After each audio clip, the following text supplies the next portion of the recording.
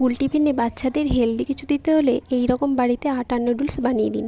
এতে কিছু সবজি অ্যাড করায় এটা হবে একদম হেলদি। আটার নুডলস বানাবার জন্য প্রথমে নিয়ে নিয়েছি আমি 1 কাপ আটা।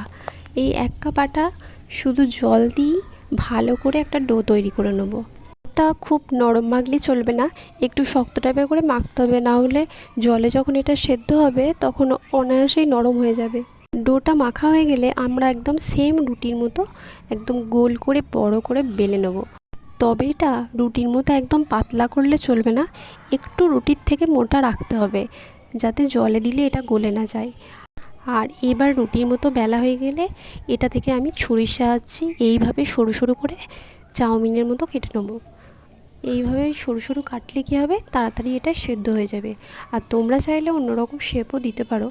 এবার আমি একটা বাটিতে জল বসিয়ে দিয়েছি, আর জলটা গরম হয়ে এলে আমি নুডলসগুলো এর মধ্যে দিয়ে দেবো।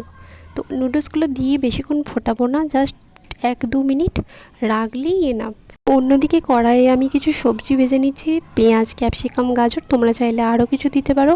তো এখানে আমি এগুলো ভেজে নিয়ে অল্প একটু স্বাদ মতো লবণ দিয়ে দিচ্ছি।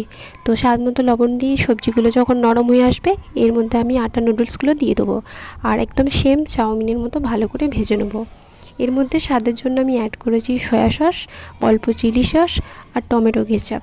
তো সমস্ত কিছু দিয়ে আমি ভালোভাবে একটু নাড়াচাড়া করে নেব। এই রকম নুডলস বানিয়ে বাচ্চাদের টিফিনে দিলে বাচ্চারাও চেটে পুটে খাবে।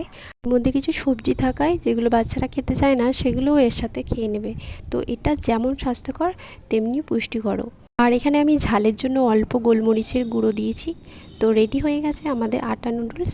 রেসিপিটা ভালো লাগলে অবশ্যই লাইক করো।